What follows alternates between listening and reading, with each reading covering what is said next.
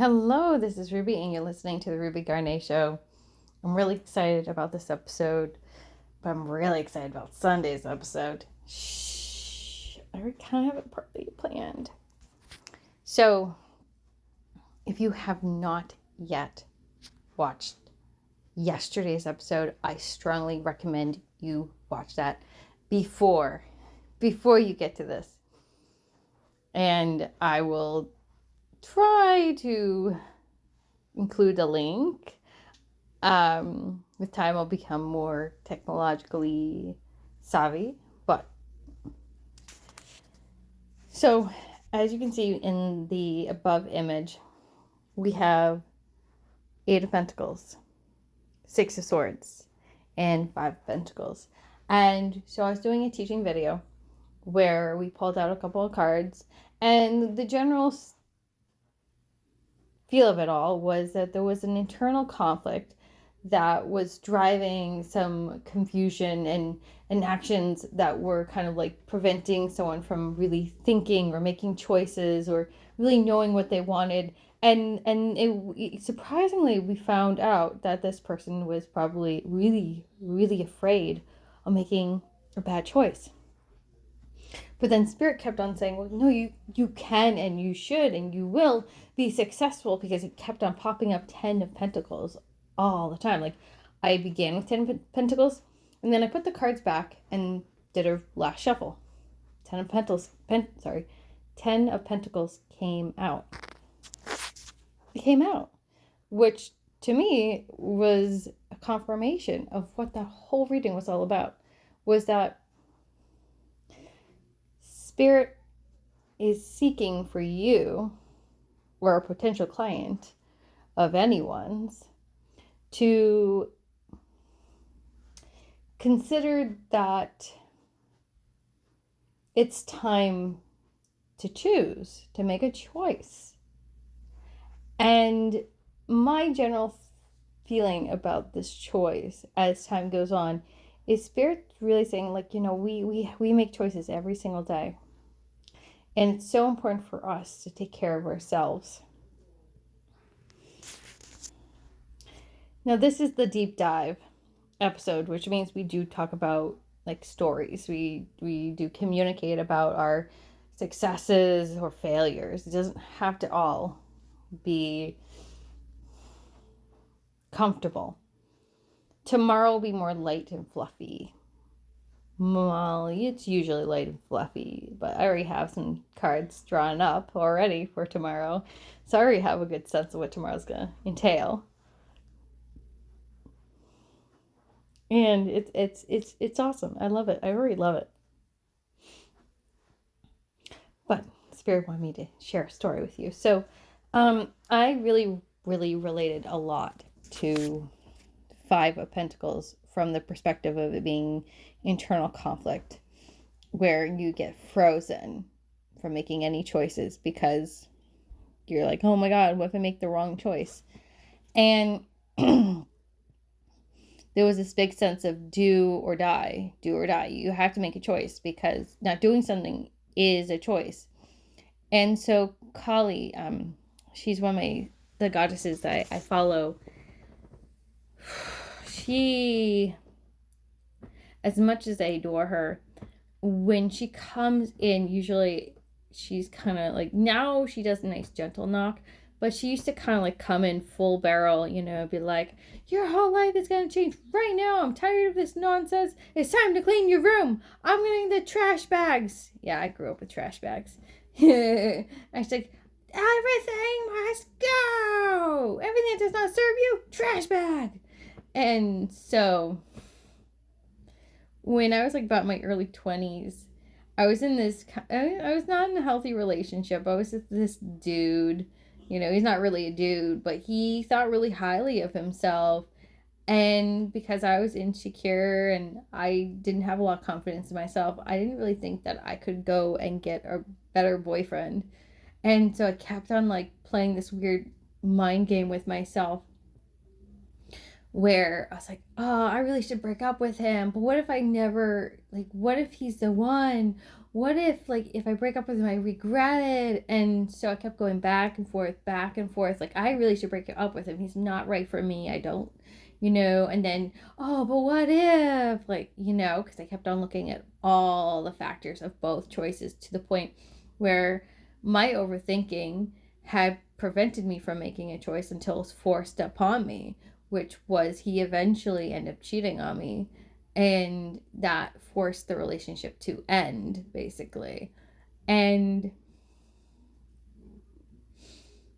I mean, sometimes that's what happens when we refuse to make choices. Choices are made for us, and we don't really usually feel very good about that outcome. If I could go backwards in time, I probably wouldn't have stayed with him.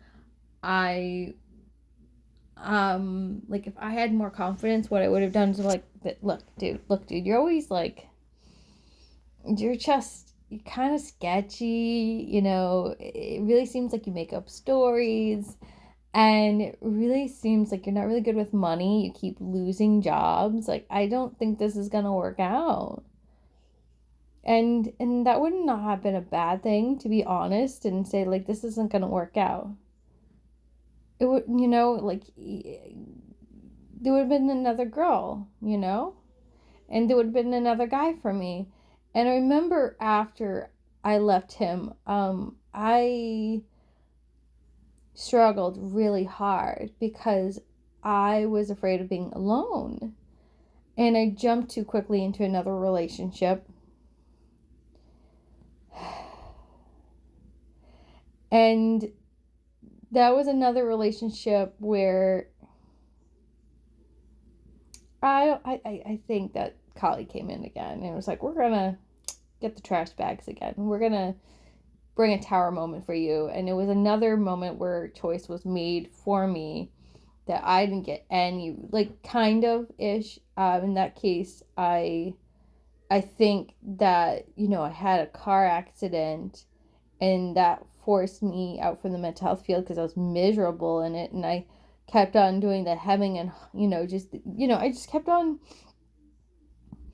constantly wanting to quit but not doing anything about it. So I got forced out with a head trauma because my well-being finally was more important than a degree and money.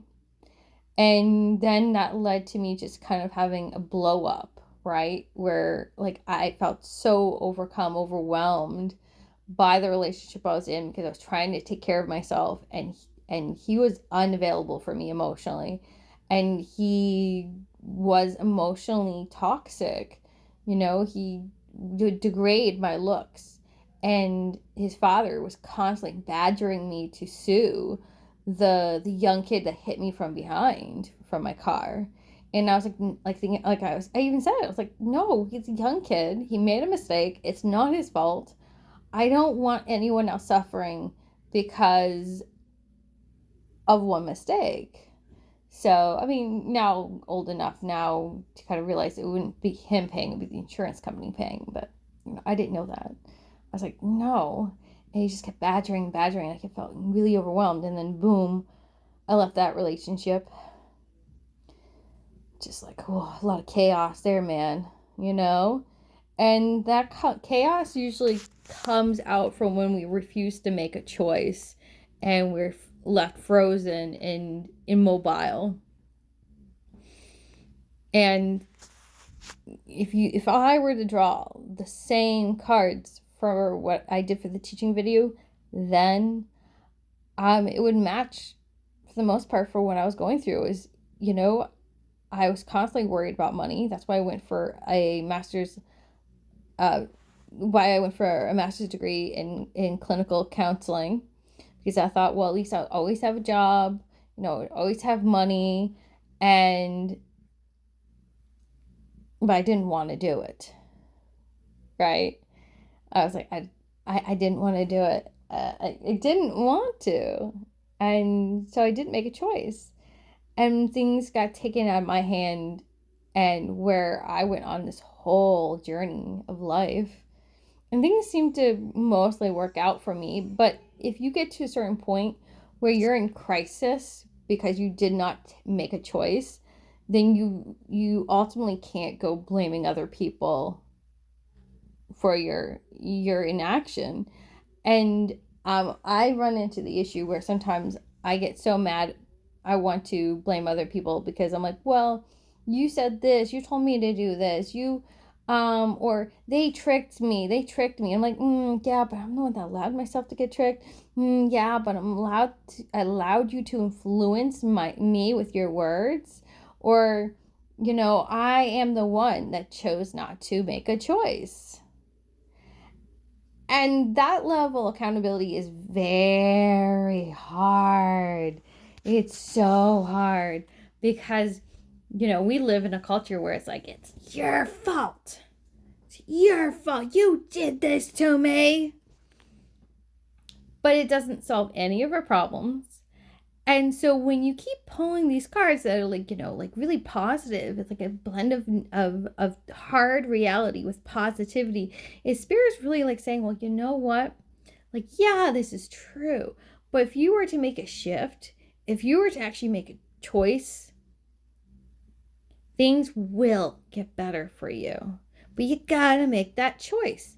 And so eventually, like, you're gonna like wonder, well, what is that choice for me? And when you look at two of swords, you think, well, it's either this choice or that choice. And we basically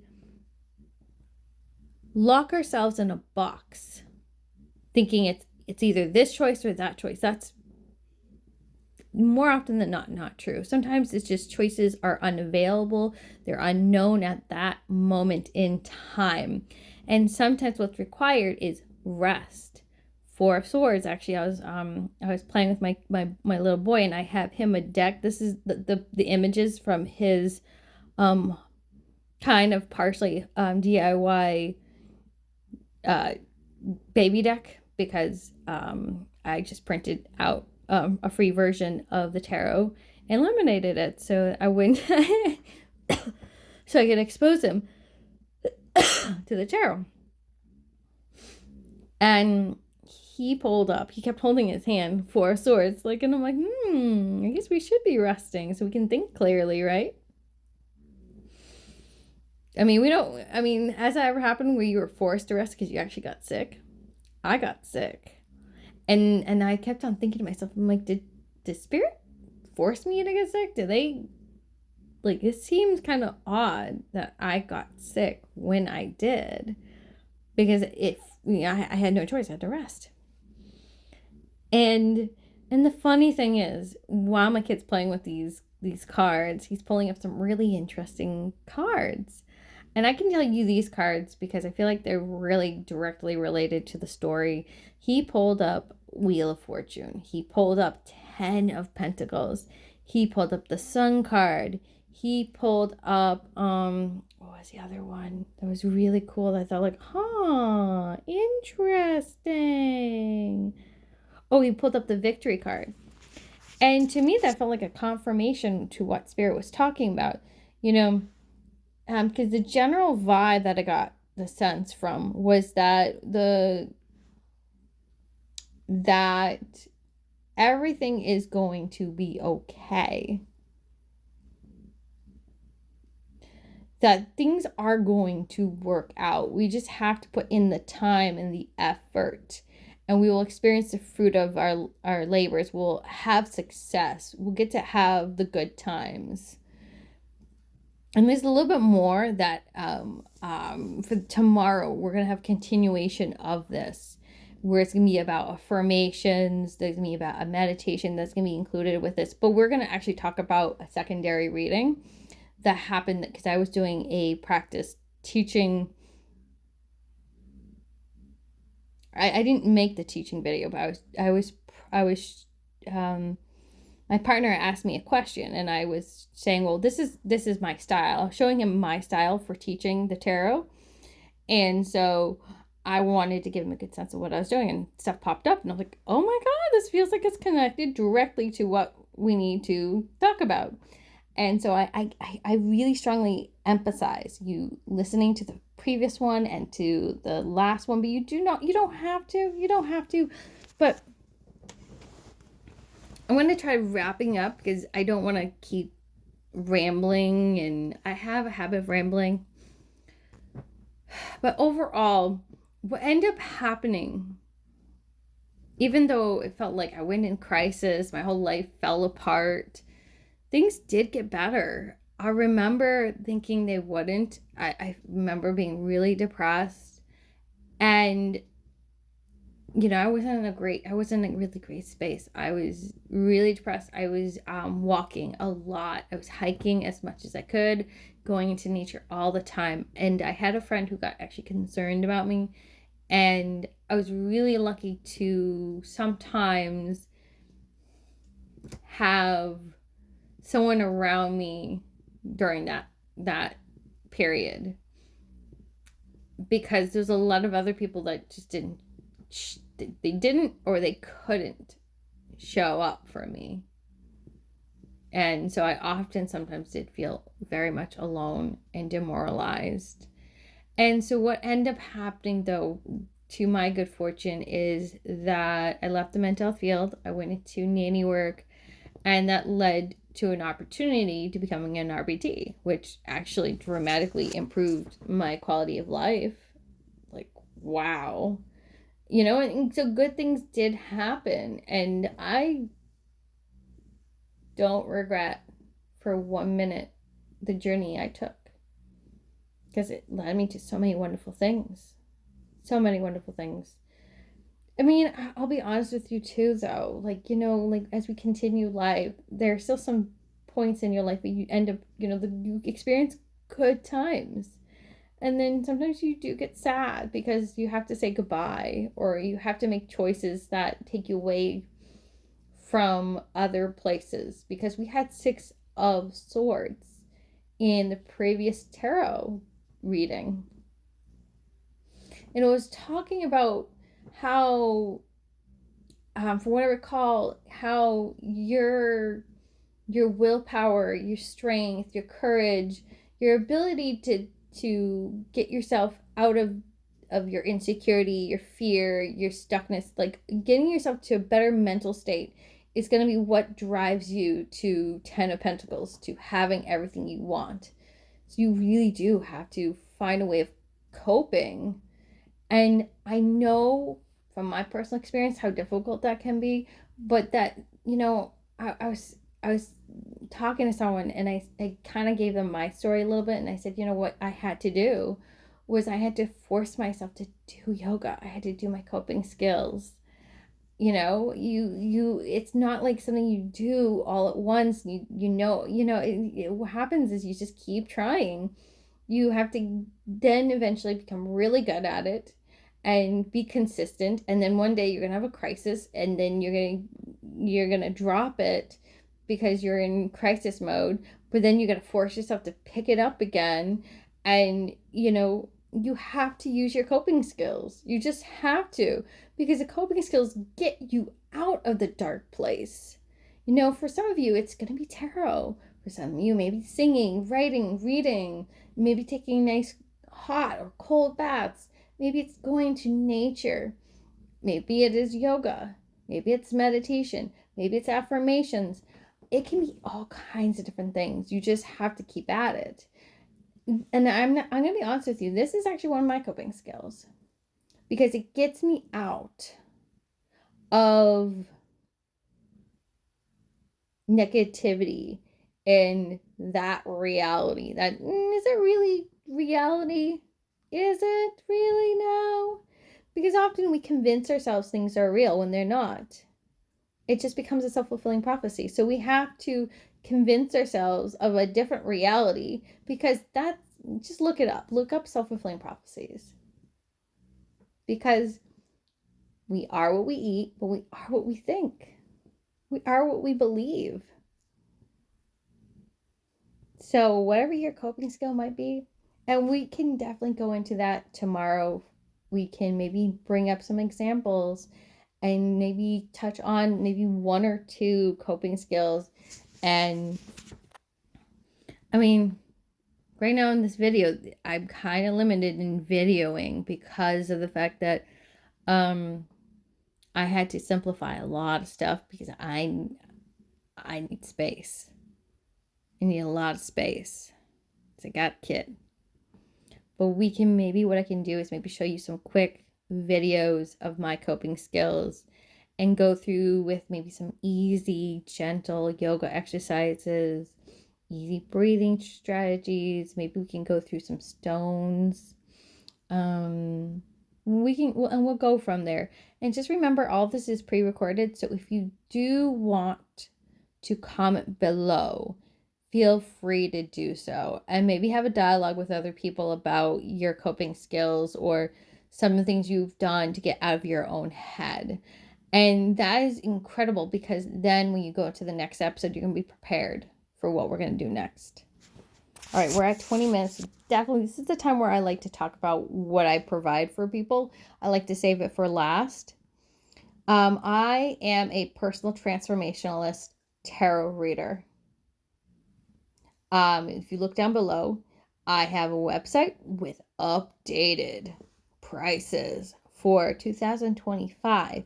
But if you happen to reach out to me in January, what I'm going to do is those current prices, I'm going to give you $5 off from those current prices.